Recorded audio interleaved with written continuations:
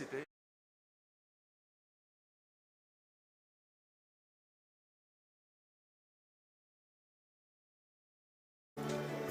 He gets through, I might have to. I That's what we think. decided. We'll all leave it. Then you only need what you get as precious insights you don't want to lose. Up to you. Okay. 11 you can do. Now a request Not once again spoil to your all party. our guests to kindly settle down. We're all set to begin this powerful session.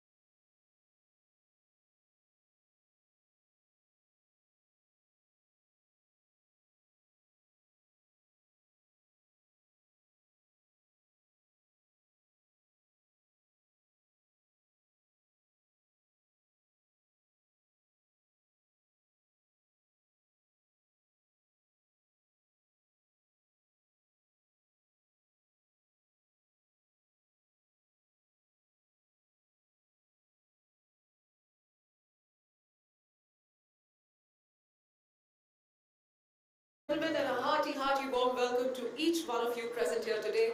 It's absolutely our pleasure to host all of you at the Deaf Expo 2022. A wonderful Tuesday morning and some wonderful faces that I can see. So firstly, thank you very much for joining us this morning. Very interesting session, very insightful session, very amazing esteemed speakers are going to come right here on stage and share their insights with all of us. And the topic for this session is Future of Conflict Technologies, Outer Space, Deep Ocean, and the Cyber World as Key Domains of Conflict. I believe that this session will top all the other seminars in helping stakeholders take informed decisions, in helping users and providers to better understand the kinetics of future conflicts in the region. So without further ado, let's invite all our esteemed speakers one by one on stage. Mr. Toby Simon, Founder, President, Synergia Foundation. Sir, if I can request, let's have a huge round of applause, ladies and gentlemen. Our session moderator for this session, Mr. Toby Simon, Founder, President, Synergia Foundation. Thank you, sir. Up next, we have Air Marshal Rajiv Dayal Mathur to kindly come on stage. Let's have a huge round of applause for Air Marshal Rajiv Dayal Mathur, please. Thank you, sir. Up next, we have Brigadier General Robert Mazelin, who's also joined us via video conferencing. Most warm welcome, sir. Thank you very much for joining in. Next up, we have Major General Moni Chandy. Can I request you, sir, to kindly come on stage? Thank you. Next up, we have Lieutenant General Asif Mistry. Sir, thank you so much. Next up, we have Colonel Baljinder Singh, Director of Aerospace and Defense, USIS PF. Sir, if I can request you to kindly come on stage. And last but not the least, may I please invite Major General Chris Smith, Commanding General for US Army Pacific. Let's have a huge round of applause, ladies and gentlemen, for these esteemed speakers right here on stage who've joined us. Thank you very much. Alright, let's begin this session by inviting our session moderator. Mr. Toby Simon is the founder and president of Synergia Foundation, a strategic do tank which works to develop impactful insights in the areas of geoeconomics, geopolitics, and geosecurity. He has over 35 years of experience in biosecurity, cybersecurity, aerospace and defense, telecommunications, strategic technologies, and international affairs. He is the Commissioner of the Global Commission on the Internet Governance, chaired by the former Swedish Prime Minister Carl Bildt. He is a member of the Trilateral Commission, a group of global leaders formed by Henry Kissinger and David Rockefeller in the year 1973. He served on the advisory board for the Center for New American Security in Washington, D.C., as an International Council member, both at the Belfer Center for Science and International Affairs at the John F. Kennedy School at Harvard University, at the Harris School of Public Policy at the University of Chicago. He has Masters in Business Administration, is a university topper, and was a special invitee of the Indian Prime Minister in 1988. He is a graduate of the Harvard Business School and a research associate at the Massachusetts Institute of Technology. He is currently pursuing his doctoral studies in international security. Please put your hands together, ladies and gentlemen, with hearty warm welcome, if I may invite our session moderator, Sir, Mr. Toby Simon. Sir. Good morning, everybody. First of all, I must apologize that we have been a few minutes late. We were trying to get more people into the auditorium, but we said we will start and let people watch what we are speaking and hearing through the video. So it's a delight to welcome you all to the Deaf Expo 2022 on the seminar, The Future of Conflicts, Outer Space, Deep Sea, and Cyber, organized by the Synergia Foundation. Why are we here? So that's the first question. We are here basically to manage what we call predictable surprises, managing both the unknown, and the known unknown. We believe that the topic that we have chosen, after a considerable amount of research, the future of conflicts, will lie at the core of what Deaf Expo means, as it will fundamentally align the interest of the buyer, the manufacturer, the strategic thinker, and the vendor. It would be unwise for either of the stakeholders to plan or build inventories without knowing how the theater of conflict will pan out in this region in the coming years. Before proposing this topic, I've asked several vendors, large companies, buyers, in the recent past, what they felt would be perhaps the outline of the conflict, and few had a good answer. We would continue to work on this topic and will encourage most of you to sort of work with us to see how we can sort of bring more insights to this. May I just briefly introduce the Synergia Foundation? We are a strategic do tank, and we believe we are an aggregation of some of the finest experts, mostly practitioners from all over the world, and provide non-partisan insights and evidence-based information to key decision makers in many parts of the world. We provide thought leadership and bespoke advice to governments and industry, and over the last 35 years have demonstrated this ability in areas including supply chain, engineering, cybersecurity, telecommunications, satellite communication, aerospace and defense, and semiconductors. All of these topics have one thing which is common, that the underbelly of all of them is security. This is the fourth year in a trot that Synergia has had the opportunity to present our insights at the DEF Expo. And we also have been called to do the same thing at Aero India. We are immensely grateful to the Ministry of Defense for giving us such an opportunity. I have a very distinguished set of experts here, and I wouldn't want to steal their thunder. But before I invite them to speak, let me set out the context. Number one, future conflicts will not be a precise science. It will remain an unpredictable and uniquely human activity. Number two, qualitative advantage may no longer be assumed for the future. Number three, RMA, or Revolution in Military Affairs, focus on concepts like rapid effect, leading to a belief in the late 20th and 21st century that major powers could define wars might not hold true. Seemingly inferior adversaries will be able to achieve tactical success because of their access to alternate sources of cheaper technology, and their rate of adoption will be faster. Number five, the motives for engaging in conflicts have been described using the concept of fear, honor, and interest.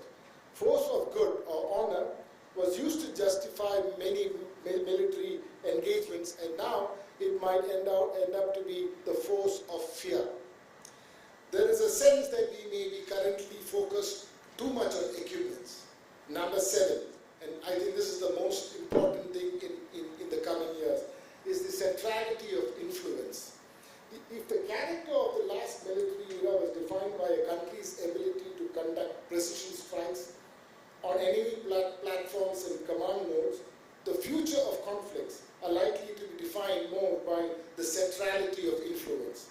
Our adversaries have already recognized the strategic importance of influencing public perception and will continue to develop this and use increasingly sophisticated methods.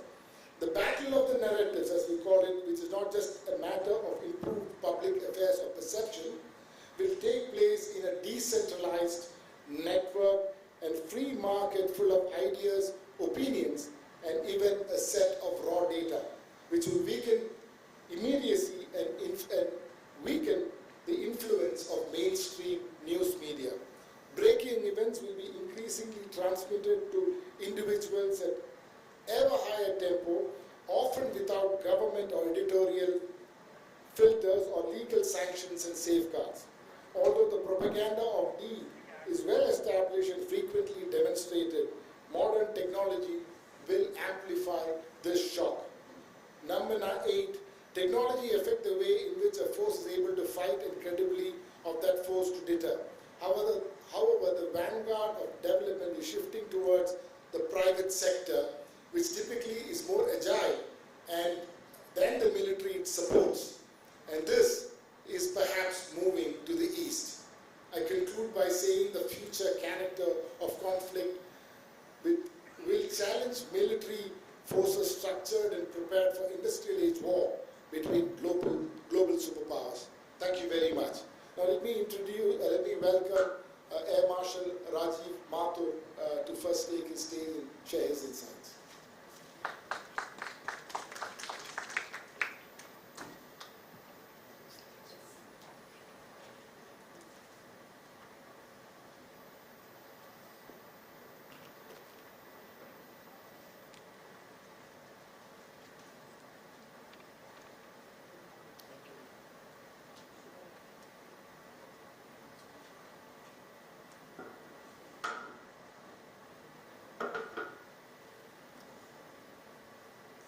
morning, ladies and gentlemen.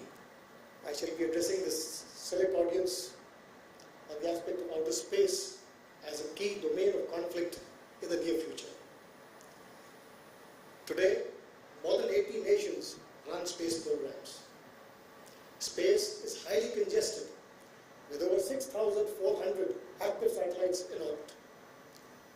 There are almost 50,000 pieces of space debris of measurable size. And when I say measurable, it means 10 centimeters plus, which is orbiting the Earth. Besides this, space has become very important to us in terms of commercial aspects.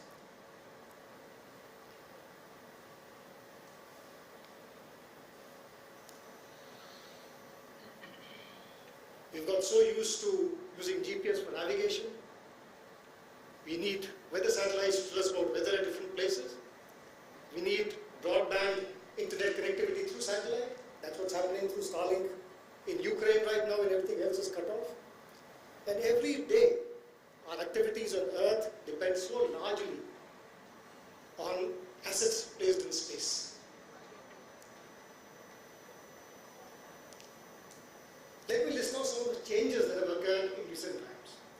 Firstly, communication satellites. They were earlier primarily in geostationary Earth orbit. They have moved to a large extent to low Earth orbit because of the lesser time period, that is latency, for signals to travel between the Earth and the satellite. Also, they have better revisit frequency when they are in low Earth orbit. There's also an increase in the number of positioning constellations. Besides the GPS, which is, of course, operated by the United States of America, you have systems run by Russia, China, the European Space Agency, Japan, and India in terms of both global and regional networks. The private sector has emerged as a major player, especially since 2009. You're aware of what SpaceX is doing. Today, global private investment in space is in excess of $25 billion US, and this is only expected to grow in the years ahead.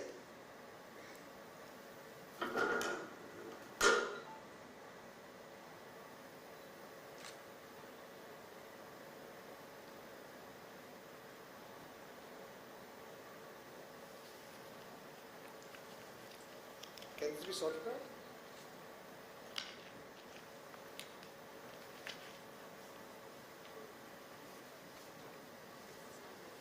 Yeah.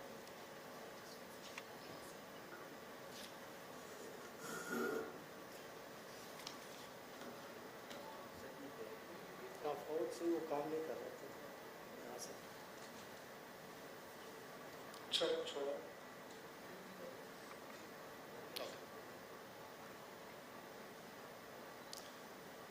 Again, because of miniaturization of electronics, satellites have become smaller and smaller in size.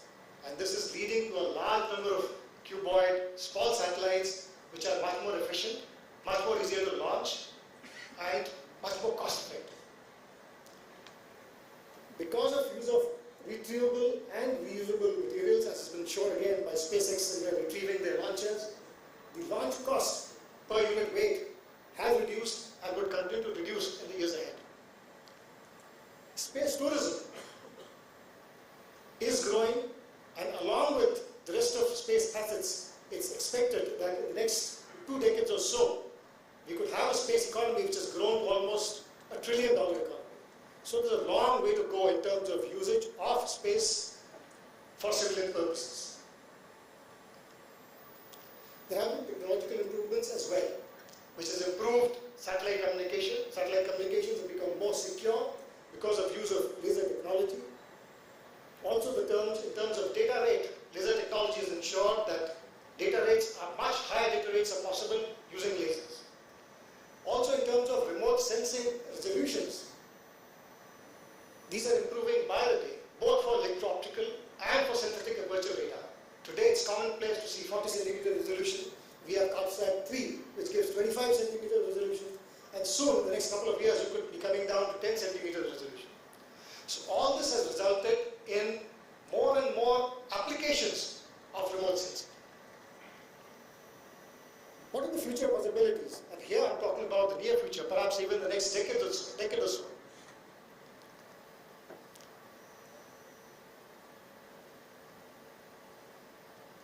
Satellite servicing vehicles is a concept that is already under consideration by the European Space Association. We would be using such vehicles to refurbish, replenish, that is refuel, and perhaps move satellites that have come down into a low orbit to reboost them into higher orbits. So this is a field where there's a lot of opportunity that could present itself. Point-to-point transportation over the surface of the Earth over large distances is again a concept that SpaceX is looking at in terms of using launch vehicles to get into space, then move across the surface of the Earth to another place. This would take some time to develop, but it's a technology that is in the pipeline.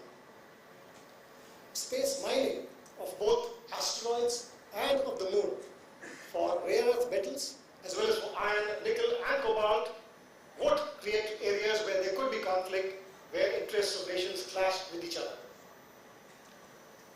Active debris removal missions are already in the pipeline. Of course, this has been done by the Space Shuttle earlier, but we are looking at removing the excess of debris, which could prove to be a problem in subsequent years, through autonomous robotic removal onto lower orbits.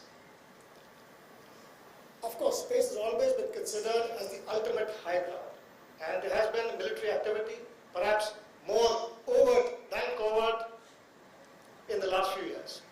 There is military activity, operations in space, which include use of proximity operations in terms of satellites, use of lasers as weapons between satellites. There are military operations from space, which could be usage of anti-ballistic missile weapons or usage of satellite to surface of the Earth weapons.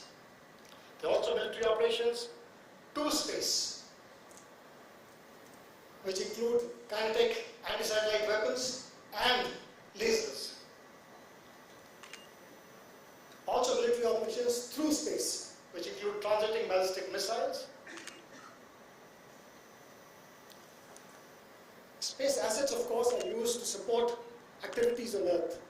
We are all aware of the assets for remote sensing being used for ISR operations, missile tracking in terms of picking up the location of the launch of ballistic missiles, tracking the ballistic missile to find the ultimate point of impact. Also in terms of command and control of all operations, both on land and sea as well as in the air, is a major part of what space applications are being used for in terms of military operations.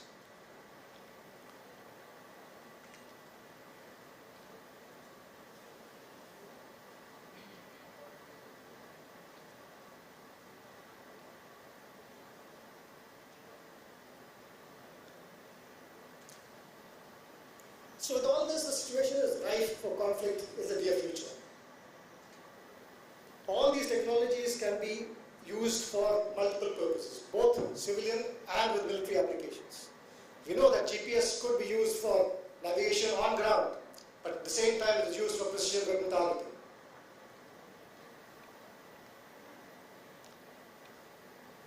Space-derived services, be it telecommunications, be it navigation, be it weather forecasting, could be interrupted. And this interruption could, even if it's unintentional, lead to conflict. Therefore, space-based systems have become lucrative targets because they affect both the economic and military potential of a nation. And therefore, if targeted, they can really put down the potential at the national level. There are also certain key orbital slots in space.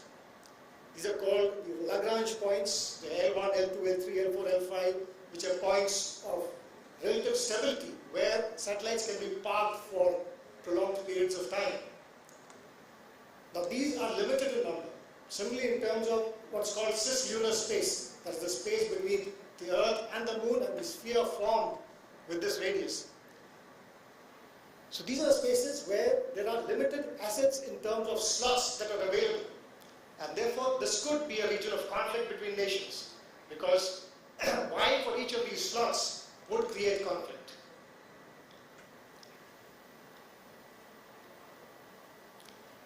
Deep sea exploration and space mining, be it for rare earth metals, as I said, or for other metals like iron, nickel, or cobalt, could again place nations in conflict with each other.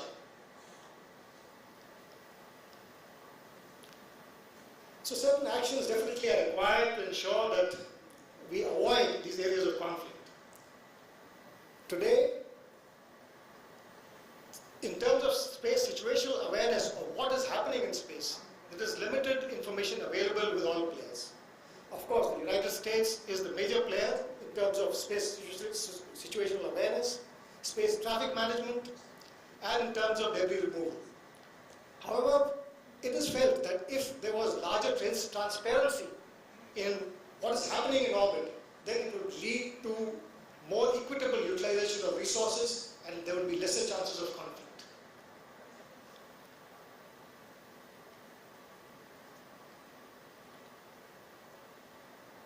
More and more players from the private sector have got into the space segment. Also, technology has increased and improved at a much faster rate than regulations have been able to keep pace with it. Therefore, there's a need for new regulation where we have more private sectors also being part of the agreement process so that agreements that are reached are more adherable by all parties concerned.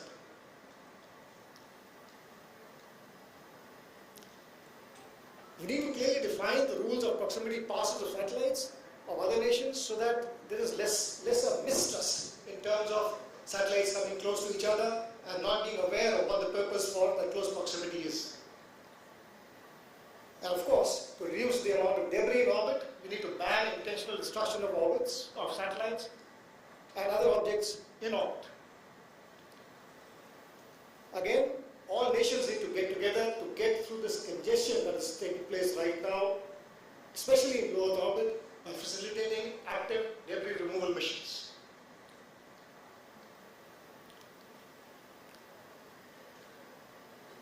I think some of the slides got missed out.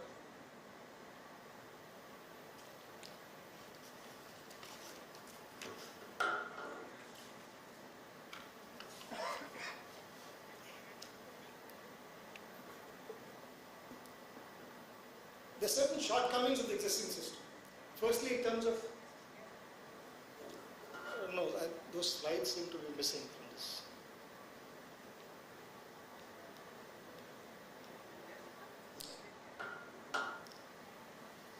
In terms of regulation, we have the 1967 Outer Space Treaty. And of course, this was between 1967 and 1979. There were some other agreements. There was the Liability Convention, there was the Registration Convention, there was the Rescue Agreement, there was the Moon Treaty. But all these were basically embedded in the Cold War process. They addressed weapons of mass destruction placed in orbit or in celestial bodies. They do not address the problems as they are today. The United Nations Committee on the Peaceful Uses of Outer Space, COPUOS, works by consensus. It has got legal and scientific departments. It's got other areas where people cooperate with each other, but all what is agreed upon by this body is through consensus. And as we all understand, wherever we have to get onto consensus, it's very difficult to get on to address the real hardcore issues. Therefore, these bodies have not really been able to address the core issues in terms of problems in space. Therefore, there's a need of a new foundational treaty, which is more equitable in nature, which perhaps addresses all the problems as they exist today, and which caters to the future participation of private players on a much larger scale in all these space operations. But the question is, who will build the cat? As I said earlier, to be aware of what's happening in space, we have to first see what is in space. To see what is in space, we have to have a space situational awareness, a space surveillance network, space traffic management. Today, these capabilities are very limited, primarily in the hands of the United States of America, to a certain extent, more so in the southern hemisphere by Russia, to some extent by China. But the major player in this is the United States. And we can say without doubt that whatever nation today holds power, holds key, would be very loath to part with it. So that's the question that primarily exists, that who will build the gap in terms of ensuring that these things are more equitably distributed, that there is greater clarity amongst nations regarding placement of objects in orbit, objects that could have weaponized content. So these are issues that need to be discussed.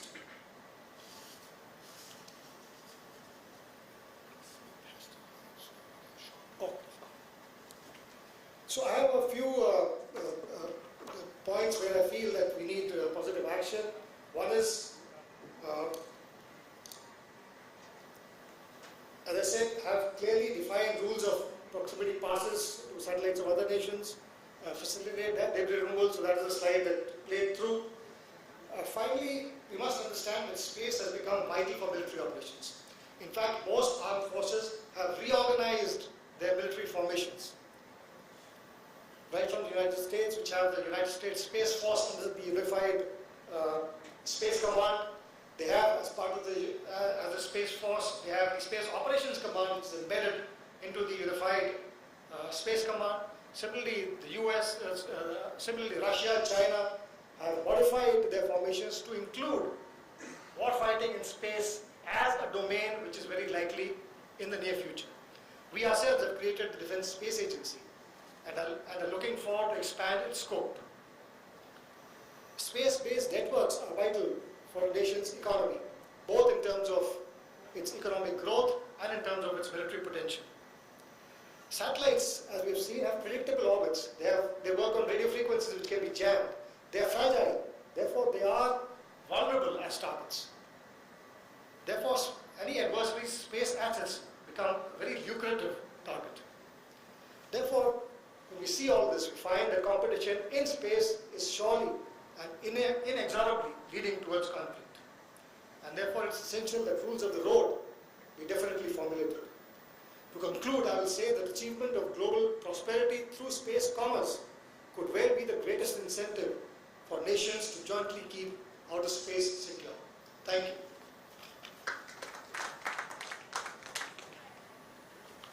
Thank you so much, sir, for the presentation. All right, up next, it's time to invite our next speaker. Major General Smith is the Deputy Commanding General for the U.S. Army Pacific, located at Fort Chapter, Havana. Prior to his arrival at US ARPAC, he served as the Director General, Land Operations of the Australian Army. His other senior appointments include Director General Strategic Planning, Army, Director Plans, Army Chief of Staff to the Chief of the Defence Force and Chief of the Defence Force Liaison Officer to the Chairman of Joint Chief of Staff. So with so much credit, let's invite our next speaker, Major General Smith, to kindly come on the dais. Thank you so much.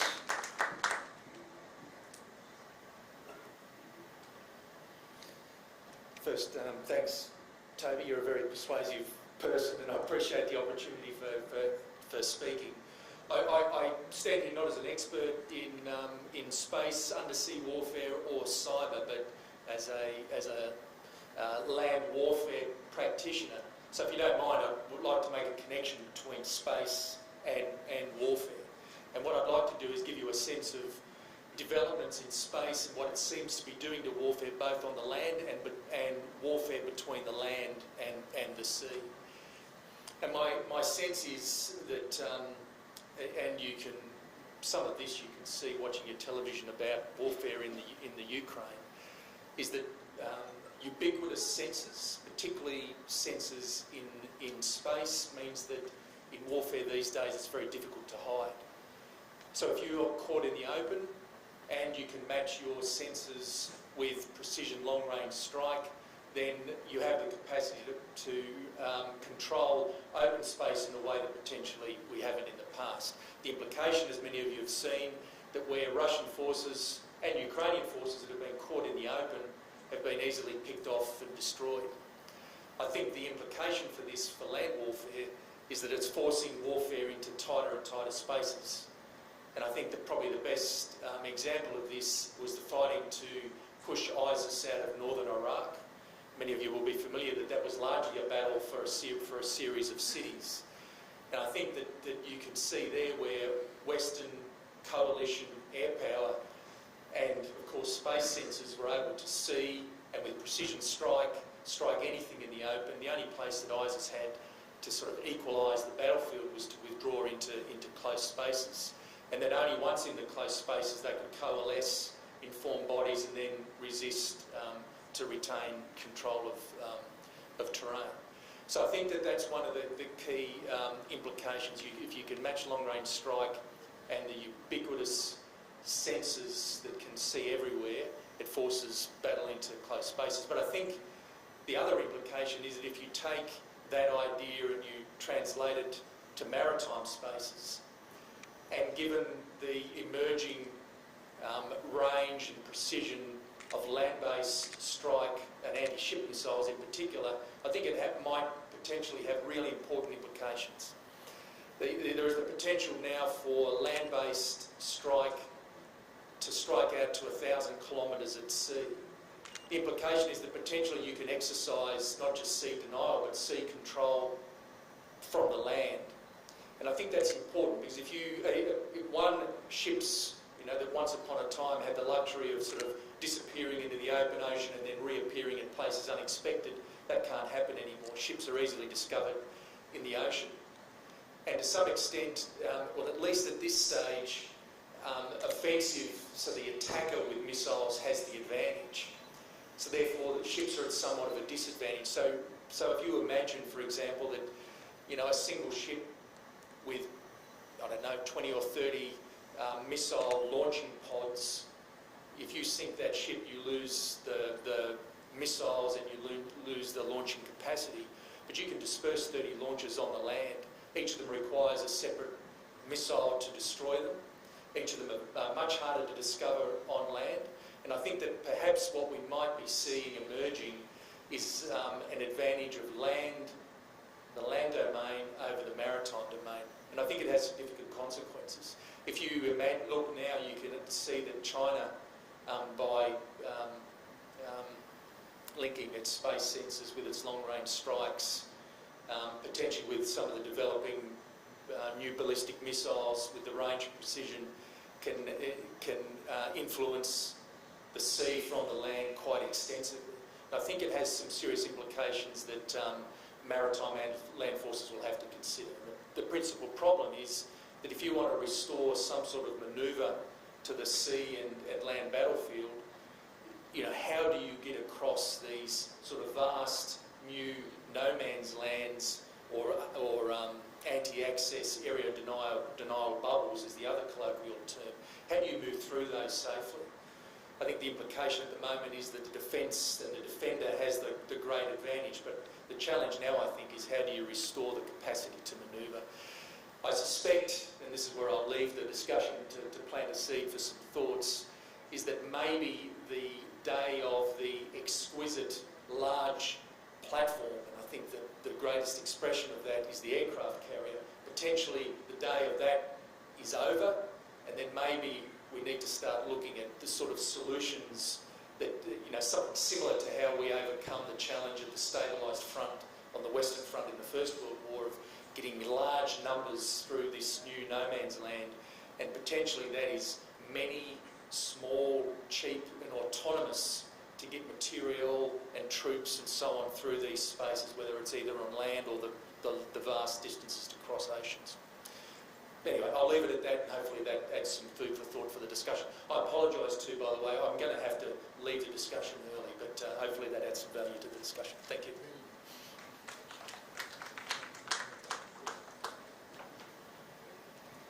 Thank you so much for doing this for us. All right, next up, we have our speaker who's going to join us through video conferencing. Brigadier General Robert Mazelin is a CIGI Senior Fellow and serves as the Chief Technology Strategist at RIA Group, an international company providing bespoke engineering solutions, system development and security services for space, military, government and other critical infrastructure. General Mazelin has served in various key command and staff roles at all ranks during his military service. Prior to his retirement, he was the first foreign flag officer to serve at the United States Cyber Command as the Vice Director for Strategic Policy, Plan Force Development and Training. Throughout his career, he has chaired and participated in various multinational engineering, security, interoperability and standardization programs within the North Atlantic Treaty Organization, the Five Eyes Alliance, and related military, government, and commercial. So please put your hands together as I invite him and welcome him. Thank you so much, sir, for joining in. It's absolutely our pleasure. Thank you very much. Over to you. Well, thank you very much, ma'am. I appreciate the kind invitation to participate in this August forum. I've prepared a bit of a deck, so I'll give it a try to share it here, and hopefully it appears on the screen.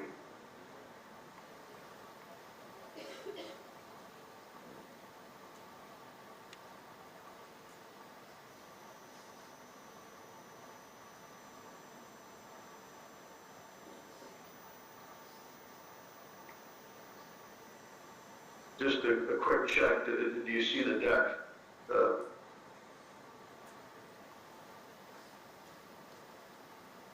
Hopefully you managed to see the deck.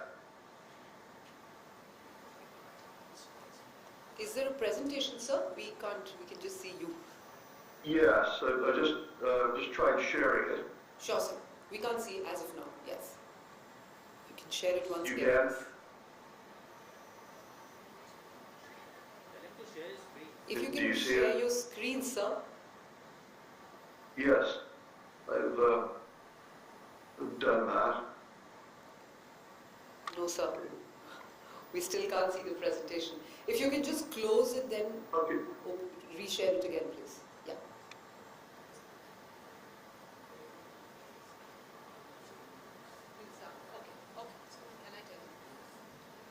So, if we can take the next speaker, meanwhile we can fix this technical Actually, thing. the other screen is showing the panel here. I think I've got it. You need to do something. 1 second, sir. 1 second. You have a second screen which is showing the panel here, and one is on him. Sure. Okay, so we'll just fix this. Meanwhile, we'll take the next speaker, if that's okay, if you allow me that, please. Okay. Yeah, thank you very much. Yeah. Like they say, technology is a boon and a bane. So, of course, we'll wait for a while until we invite our next speaker on stage. Major General Moni Chandy is the Chief Strategic Officer at the Synergia Foundation. He's a retired Indian Army officer who brings to the foundation skills of a soldier, an engineer, a counter-terrorist commando, a UN peacemaker, and a security professional. A former Major General and Inspector General of the elite National Security Guard, he's an enthusiastic analyst, an articulate speaker, and a prolific writer. Please, ladies and gentlemen, as I warmly invite our next speaker, Major General Moni Chandy, on the dais, please. Thank you, sir. 1 second. Yes, they're just fixing that. I'll give you the slide changer meanwhile.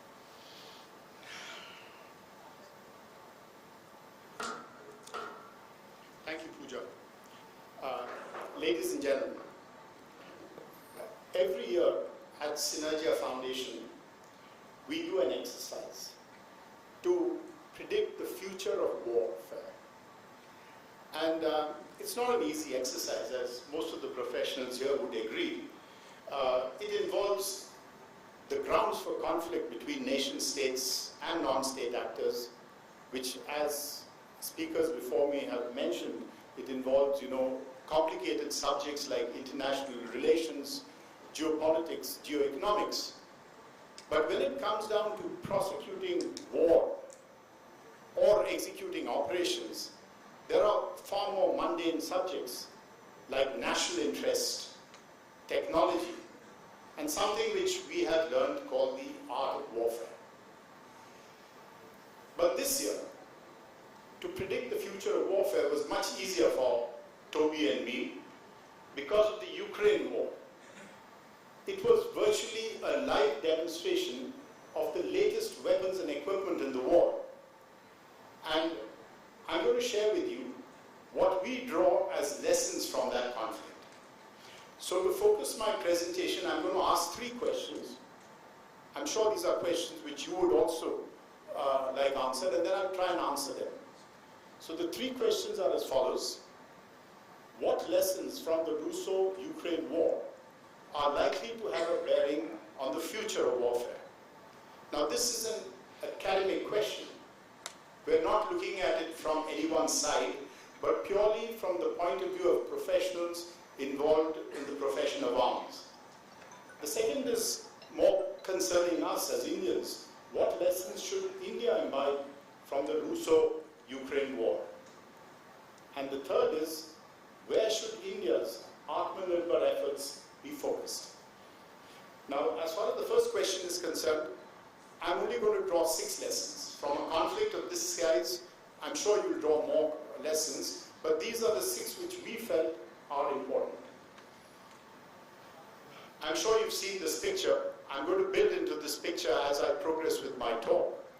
The lesson is space for conventional war. And the picture you're seeing is Hiroshima in 1945, before the bomb, which was called as Little Boy, was dropped on it. Now, Little Boy was a 20-kiloton nuclear weapon, and that's what it looked like, and that's what it looked like after the bomb was detonated over it. The size and scale of that destruction horrified people.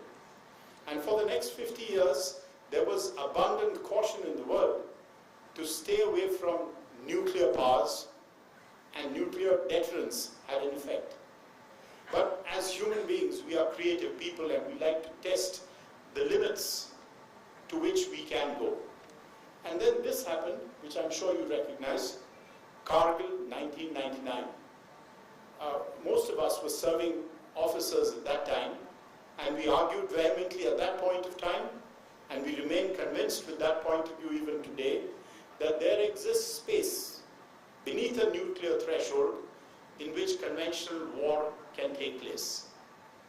Now, I remain convinced with that argument even today, and having served in the United Nations twice, I know I'm not happy to say this, but in the United Nations, people attribute the Indian Armed Forces and Pakistan Armed Forces as 2 of the most professional armed forces in the world. So when we can say that there is space for conventional war beneath a nuclear threshold in the India-Pakistan conflict, I'm not sure whether we have the same confidence when we talk about other states. But the answer to that question is not the lesson that I draw. The lesson I draw is this. While aggressive superpowers, like Russia in this case, may have hoped for a quick, decisive victory, smaller nation states like Ukraine may be able to bleed them in an extended conflict, provided they can absorb the initial shock and awe, and their armed forces continue to receive support from its citizens. So what I'm trying to say here is that the nuclear war has broken 2 myths, and I think those are important myths. The first myth is that if you're a nuclear power, you don't have to engage in conventional war. I think that myth has been broken many, many times. And the second myth is that if you're a nuclear power and you neglect your conventional deterrence, even a non-nuclear power can bleed you. And that's perhaps what we are seeing is happening in the Ukraine conflict. The second lesson I want to draw is the impact of offensive cyber operations. Now, offensive cyber operations is a new arsenal in the inventory of modern armed forces. And when Russia went into Ukraine in February this year, they used this capability to good effect. They were able to disrupt internet services over Ukraine. They were able to hack this satellite, which I've shown there. It's a commercial satellite called Viasat, which was providing communication in Ukraine. They hacked into the satellite and disrupted the service. They were able to hack onto government websites, and they were able to disrupt utility services like electric power and communications. But 2 weeks later, that changed. And I think that's the remarkable change, and I think that's what Air Marshal Mathur also alluded to. How did that remarkable change take place? This is what caused it. SpaceX, Starlink. Now, Elon Musk 2,000 small satellites like you see in that visual there. And he brought these satellites to bear over Ukraine. And then he gave Ukraine 16,000 ground stations. And the 16,000 ground stations were distributed and they connected to this, what he calls a constellation of satellites. And they were back on internet. Vladimir Zelensky could address the UN General Assembly. He could address NATO. And he was in our houses on TV. All the internet utilities were restored. And more important, a lot of internet-based technologies were introduced which could actually support the war. So the lesson was this: while offensive cyber operations, the new arsenal which modern armed forces has, can initially be successful, cyber systems will not only be restored, but internet-based military applications for intelligence, surveillance, reconnaissance, and artillery control can be developed quickly. So that's the second lesson that we drew from this. Look at the third lesson. The third lesson pertains to drones, but if you see in the headline I've written 3A because I think the real game changer is going to be 3B. Now, when Russia went into Crimea 8 years ago, in 2014, they had a range of drones for various performances, and these were some of the drones that they had. They had the Aileron 3SV, which is a reconnaissance drone. They had the Zala KYB, which is a kamikaze drone carrying about 3 kgs of explosive. And if you look at that visual, you can see a swarm of drones approaching a ship. Now that was the kind of threat which they thought they could manifest. And then you have the Orlan 10, which is a medium-range multi-utility drone. And the last one is the Construct Orion, which is like the US Predator, a large drone going by the acronym MAIL, which means medium altitude, long endurance. It can have 4 weapon pods and you can put a variety of munitions onto it. So when they went in Crimea, they were uncontested. But 8 years later, when they invaded Ukraine, Ukraine was prepared. And they were met with this, the Bayraktar, a Turkish drone which Ukraine bought from Turkey. It's also a large drone, like I mentioned, like the Construct and the Predator. But they also had their own drones, the SM Furia and the Ledeka, which are reconnaissance drones and also can be used for artillery directions. But the real game changer, as I mentioned, was 3D. It's too loud. Is it okay now? Okay, thank you. The real game changer is what you see in this slide. That is Loiter Weapons. Now what are Loiter Weapons? Loiter weapons are fired over a battle area, and the weapons which are used in Ukraine have a loiter time of 30 minutes to 60 minutes. But there are other systems which can have loiter times up to 2 hours. And the weapon system loiters over the battle space until it acquires a target. And when it acquires a target, which can either be automatic or manually controlled, it reconfigures itself into a kamikaze drone and it attacks the top of the vehicle. Now most air vehicles, as you know, are well protected, but they have relatively smaller protection on top. So these are called as top attack weapons. So you can see these 2 weapon systems. One is fired off a vehicle called the Ram-2 and the other is called the Silent Thunder, both manufactured in Ukraine. But as I mentioned, initially it was a Ukrainian army and a Russian army with a similar inventory. But as the war progressed, 31 nations of the Western Alliance provided a range of weapons and equipment to Ukraine. And the easiest way you can provide assistance is by rolling it off your own inventory. So a lot of weapon systems came, including these 2. which is the switchblade manufactured by a US company called Aero Environment, and the Phoenix Ghost manufactured by Avex Aerospace. And spend a moment and think about this and see why I'm calling it a game changer, because it has a fundamental impact on the land battle. The first change which you see is that in army circles we call the tank the king of the battlefield because it's got firepower, mobility and protection. But if you can fire a range of Loiter weapons, you might be able to stall a tank. So it fundamentally questions the primacy of the tank. The second is that in the advanced operation of war across all militaries, we prefer to be led by mechanized forces. And mechanized forces, if they are confronted with a swarm of Loiter weapons, and you can take out maybe 3 or 5, A vehicles in 10 minutes, you might be able to stall that. So that's the second major implication as to why this is a game changer. And the third reason I call it a game changer is that we talk of the non-linear nature of the battlefield. It's no longer armies facing one another, but you hit the areas in the rear which are vulnerable, like air defense weapon sites, logistic hubs, communication centers, and tactical headquarters.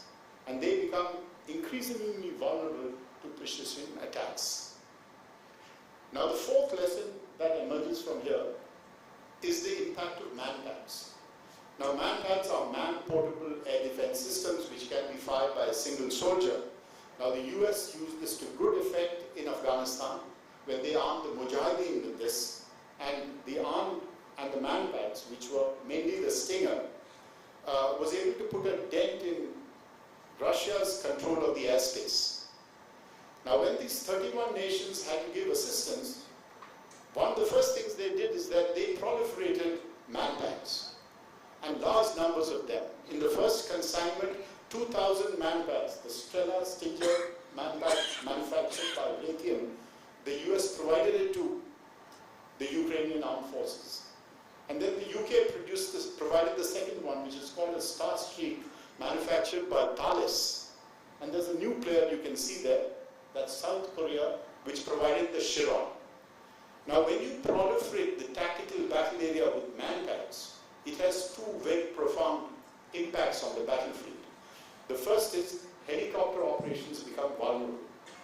And the second is something which is very important to ground forces, which is called as close air support, which is normally given at low altitudes, becomes difficult.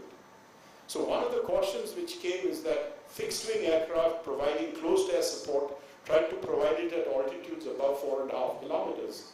And if they came below 4.5 kilometers, they became vulnerable. Like you can see that wreckage of the Russian Su-35 there.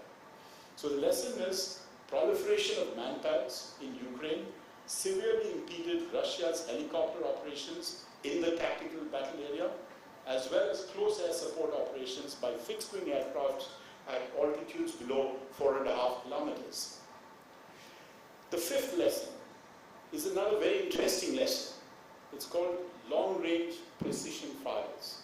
And this is a capability which all nations want to acquire. And what you see there is the M142 HIMARS manufactured by Lockheed Martin.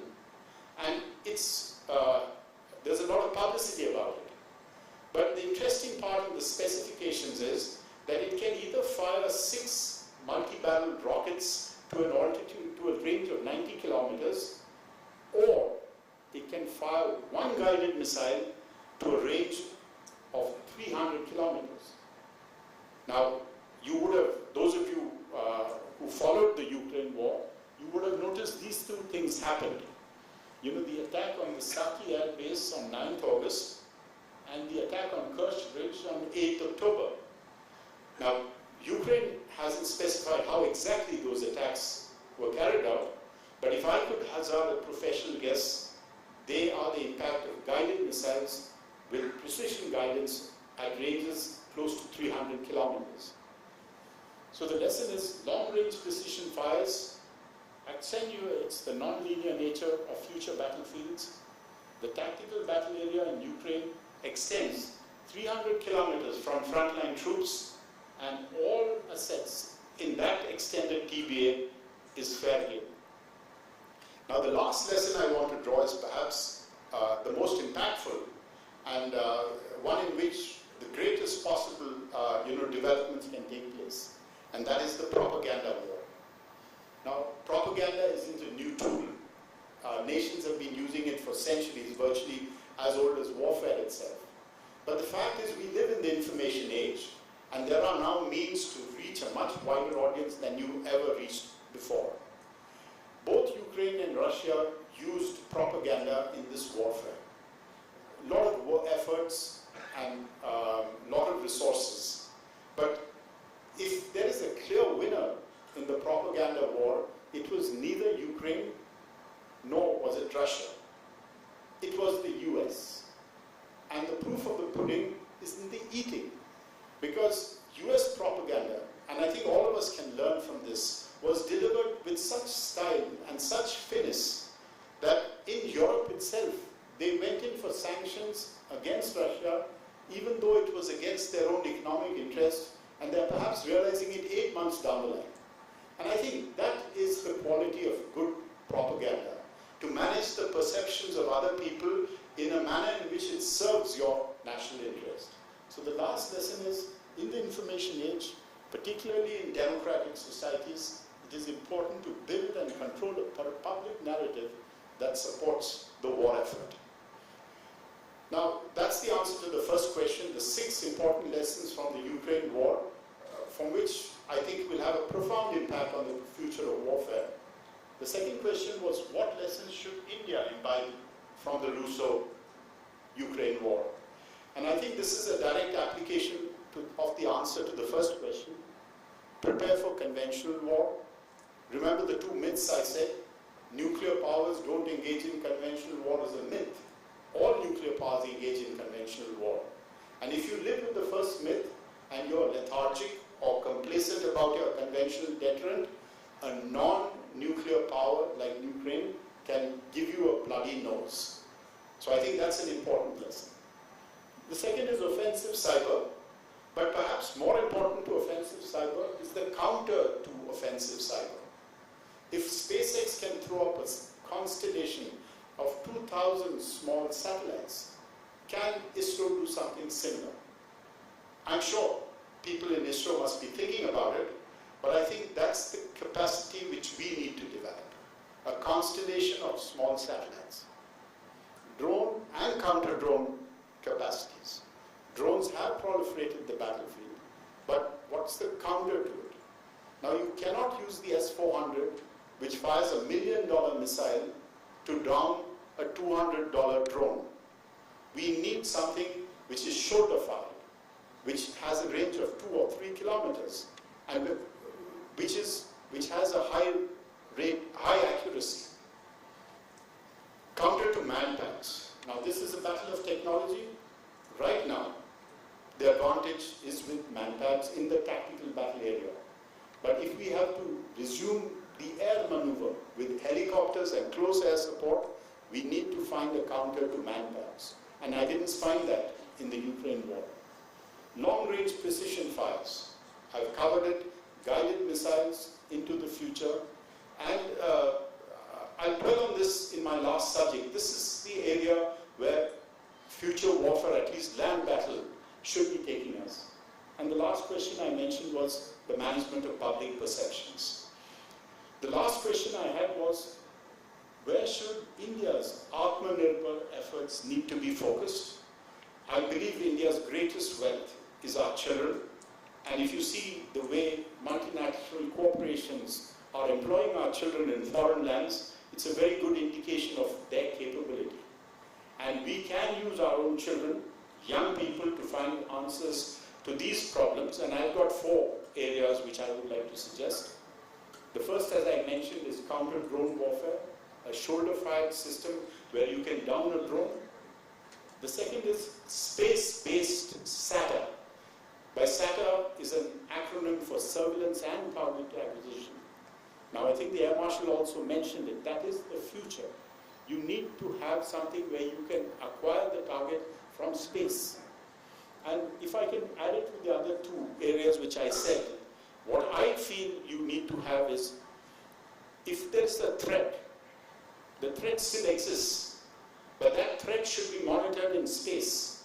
It should be relayed to a monitoring station which could be thousands of kilometers away from that base, and from there you analyze the target and you fire a weapon system which could be, in this case, 300 kilometers from the target, but it has a precision targeting system and you can take it out. So that is the kind of loop which I think the immediate future should look for us. Control of airspace over the TBA, the proliferation of manpads, I covered that, and long-range precision fires. So I've completed my presentation there. Thank you very much.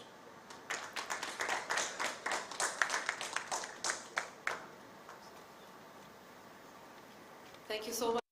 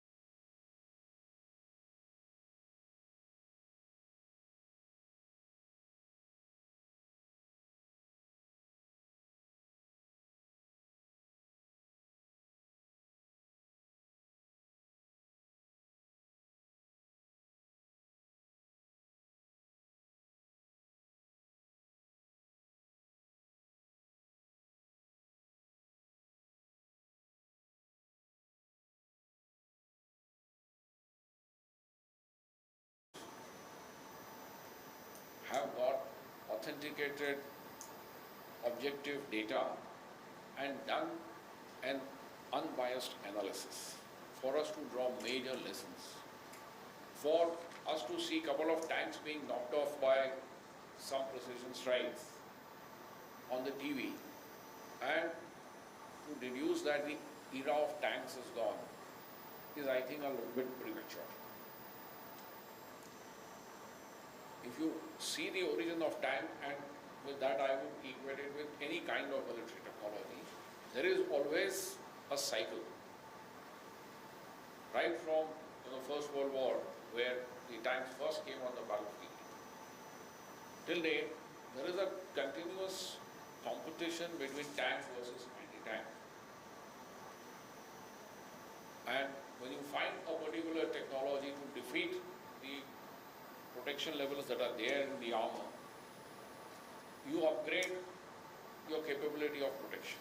You upgrade your mobility, which also enhances your survivability, and so on and so forth. Take your mind back to 1973, the Yom Kippur War. It was the first time the anti-tank guided missiles really were seen on the battlefield, producing their effect when used in swarms. People at that time had predicted the end of tanks. It did not happen. We came out with compound armor, and so on and so forth. So when the side and the front armor became too strong, you come up with the top attack munitions. A further manifestation or improvement of top attack munitions is the Loiter munitions, as Chandy referred. But go and beyond, just hold your horses. 5 years down the line, 10 years down the line, the tanks will adapt. They will find a solution. And similarly for the drone and the counter drone. This cyclic process of a new technology emerging and creating a disproportionate effect till something counter to that is discovered or invented, designed, is a process that continues.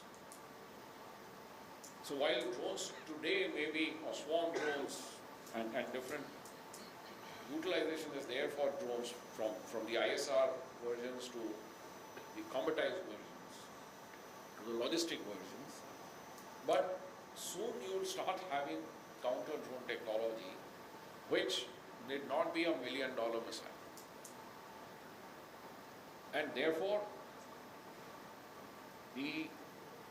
this continuous race would still be on, and we should not prematurely kind of pronounce the end of a particular kind of weapon system which has withstood test of time. Now coming to the information warfare, this particular war is giving you two very stark examples. One side is completely trying to dominate the information space with huge amount of bombardment of information, the entire social media, internet, TV, everywhere. The other side is saying hardly anything. And yet, neither side has given up. So while Ukraine certainly has managed to sustain their own morale, as also the support from the Western world, the unity of the Western world has not been affected or undermined. But at the same time, what everybody had predicted, that when the body bags start going home, the support for war in Russia would start diminishing and Putin would find it difficult. But it is still 8 months and they've not given up. And they are not trying to influence the other world as much as the Western world. So you have two very stark examples. So what is the lesson that we need to do? There are a couple of lessons. That A, to support your propaganda war or to build a narrative, you want to have a narrative. So you need to create something on ground. It cannot, you can create, you can use the social media, you can create millions of bots.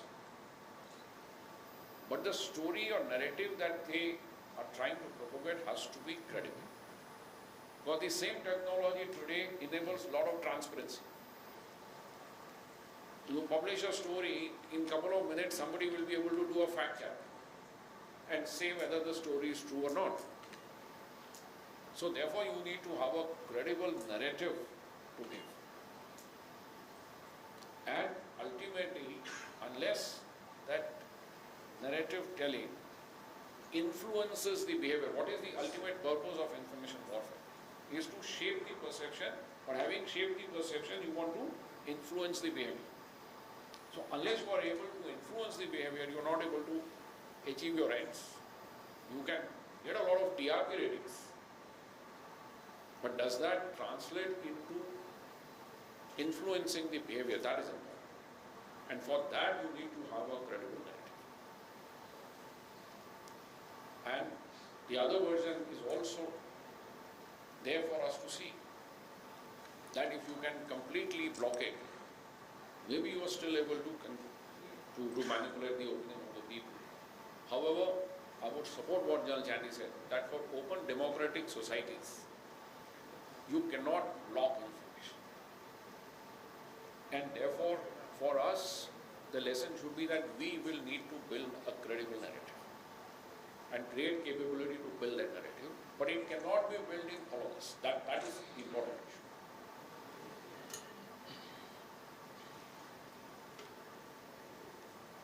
Despite the high-tech precision strikes, long-range weapons, and their destructive potential, closing in and capture of objectives has still not been substituted. You see the kind of counter-offensive that Ukraine has launched, and if you are not able to hold your ground, you are compelled to cede it. And where you are able to hold it, you are able to deny any kind of penetration. So the close contact battle is still very much there, despite the different models and versions and tools for deep battles. While this is happening in Western world, please do not forget that the so-called small war or the sub-conventional conflict, the labels can change, is still going on at a large number of places in the world. Large number of places. It's still going on. It's just that it is off our radar at the moment. So what's the lesson? That you will have to be prepared for a spectrum of conflict. And nobody has enough resources to have different kind of forces to meet different kind of threats. And therefore, your forces will have to be more adaptable, more versatile, and that much better trained to be able to adapt to the model of war that is there in front of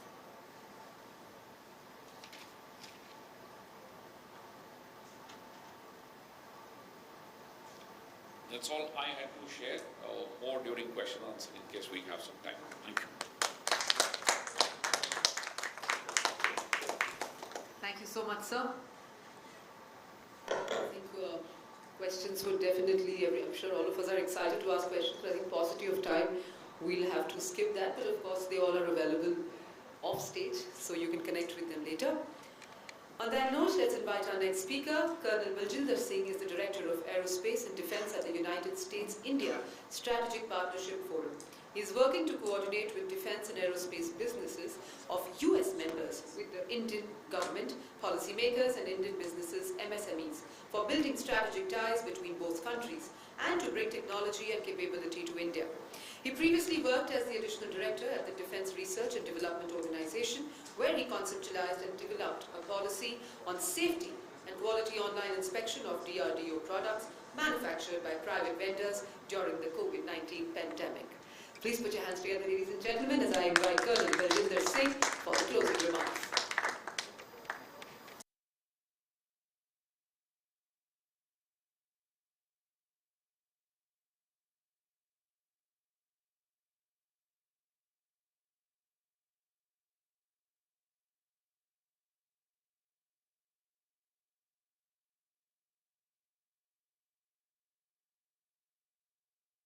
Important domains very shortly.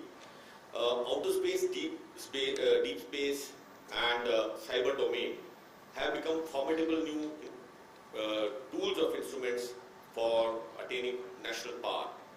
Now, uniqueness of space lies in the fact that it is accessible to only very few countries, and as an emerging strategic domain, its geopolitical importance and is a topic of study today. Assessing the space capabilities of country and comparing it to the capabilities that are required to dominate the space and filling up the gap is what the nations worldwide are doing. The countries like US and Japan have been onto this for a while. While India, China and Russia have developed their anti-satellite capabilities in space, countries like US, Japan, France are a step ahead by making the national space force as brought up, evidently. Now coming to the deep oceans, they have always been a very important asset for all nations.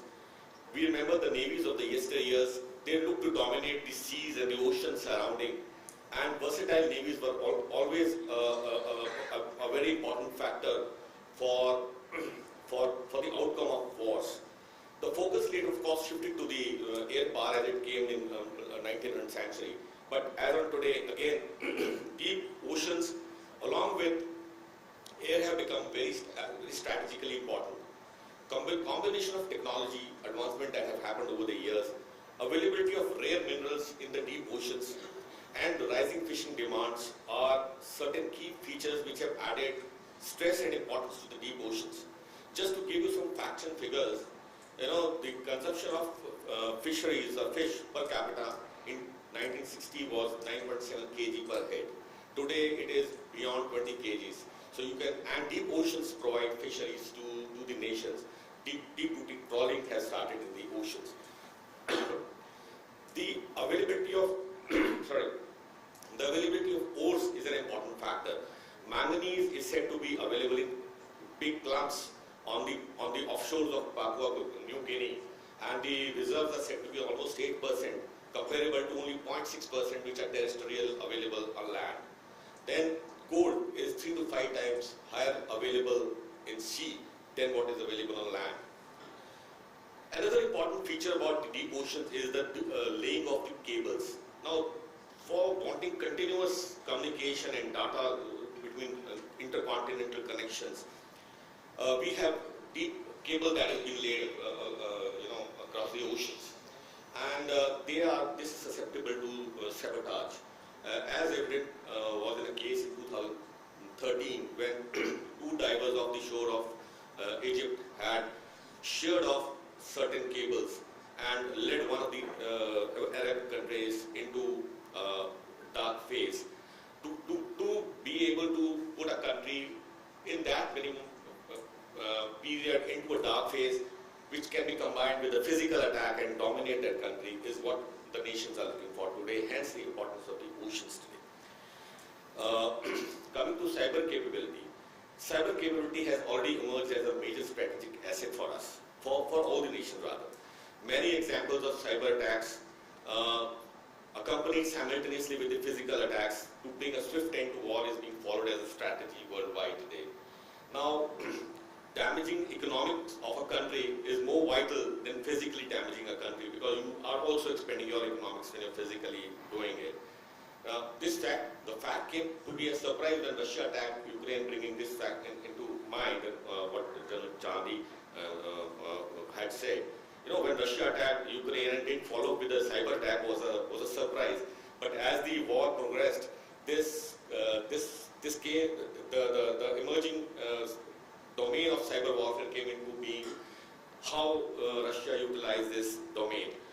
There is a word called DDoS, that is distributed denial of service, and that is what has hit Ukraine more than the physical attack.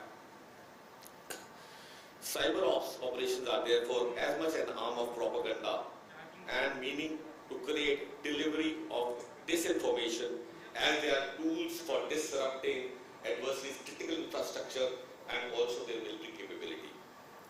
The future of conflicts, as evident, will always remain in the realms of deep ocean, outer space and cyberspace.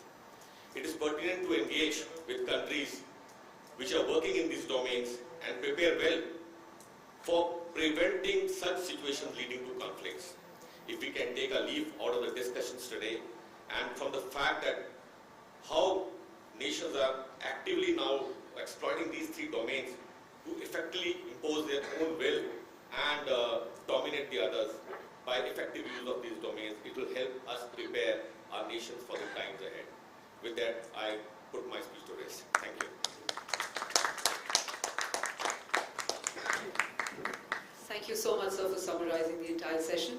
All right, on that note, thank you to all our speakers, our session moderator for joining this session. It was indeed a pleasure. So much of important information that they just shared with all of us, and I'm sure it's going to be very, very helpful. I could see actually people writing and scribbling so much and when the speakers came. So thank you very, very much. I would request you to kindly take your seats now. Thank you very much. And of course, a big thank you to all our audience members for joining this session. We have our next session at 12:15 in Hall 3. So you can go freshen up and then we will see you at 12:15. All right? Thank you very much.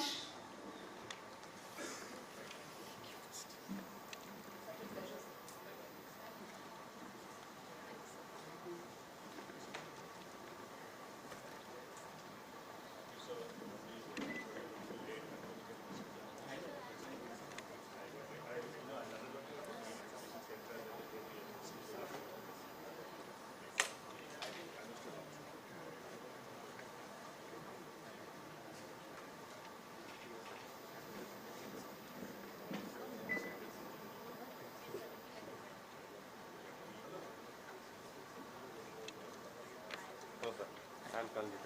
Hi, good to see you.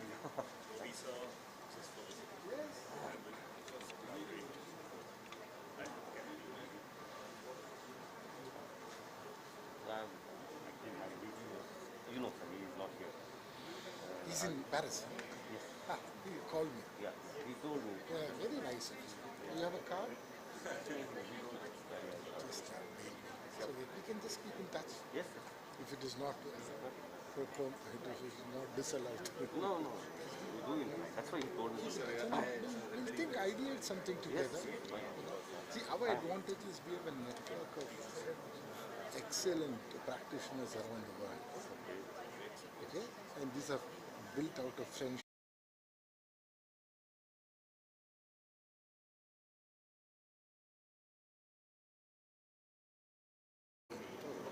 I'm raising that.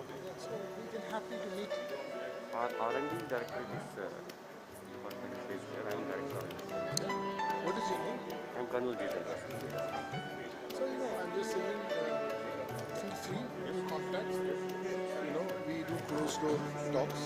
All the NSA's guys comes to us. NSA, R&D, we all come. So we have that way very security. Okay, that way. I mean, last week we did something for NSA's.